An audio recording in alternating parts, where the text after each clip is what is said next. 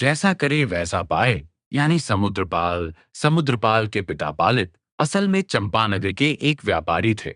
वे भगवान महावीर के बहुत बड़े भक्त थे। पालित व्यापार के लिए समुद्र पार करके पिहुंड नगर गए। वहां उन्होंने बहुत पैसा कमाया, वहीं शादी की और बहुत अमीर बन गए।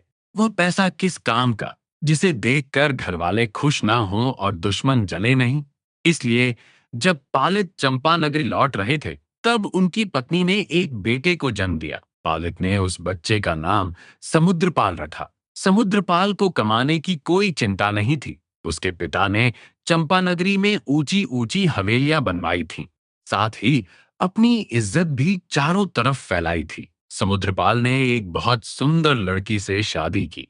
वह एक देवता की तरह ऐशो आराम में रहने लगा। एक बार समुद्रपाल अपनी बालकनी में बैठा था, तभी उसने रास्ते में लोगों की एक बड़ी भीड़ देखी।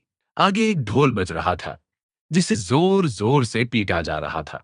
शहनाइयां बेसुरी आवाज निकाल रही थीं। बीच में एक आदमी गधे पर बैठा था।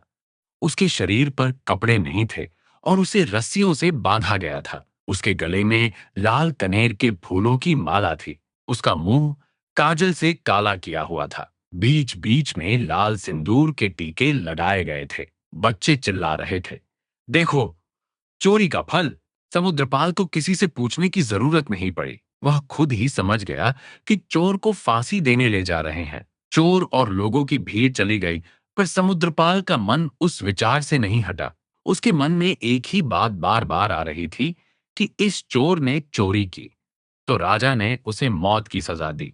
अगर कोई दुखी आदमी की मदद करे तो राजा उसे मान सम्मान और इनाम देता है। अच्छा करने वाले को अच्छा फल मिलता है और बुरा करने वाले को बुरा फल मिलता है। यह तो इसी जन्म की सीधी बात है। पर मैंने तो जन्म लेकर ऐसा कुछ अच्छा नहीं किया है, फिर भी मैं महल में मजे क्यों कर रहा हूँ? और सामने खेलते हुए नौकरानी के बच्चों ने कुछ बुरा नहीं किया है, फिर भी वे बेचारे धूप में बिना कपड़ों के मजदूरी क्यों कर रहे हैं? जरूर मैंने पिछले जन्म में कुछ अच्छा किया होगा। ये उसी का अच्छा फल है। पर वह फल भोगने के बाद क्या होगा? इस सोच विचार में समुद्रपाल को अपने पिछले जन्मों का ज्ञान हो गया। पिछले जन्मों की तपस्या उसकी आंखों के सामने घूमने लगी। वह बालकनी से उठा और माता पिता के पास आकर उनसे आज्ञा मांगी। उसने साधु बनने का फैसला किया। समुद्रपाल का मन दुनिया से दूर और शांत रहने वाला था। वह 5 बड़े व्रतों को बहुत गहराई से मानने लगा।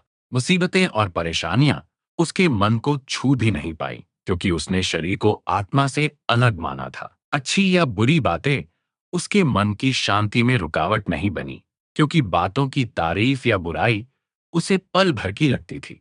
महर्षि समुद्रपाल ने थोड़े ही समय में पूरा ज्ञान पा लिया।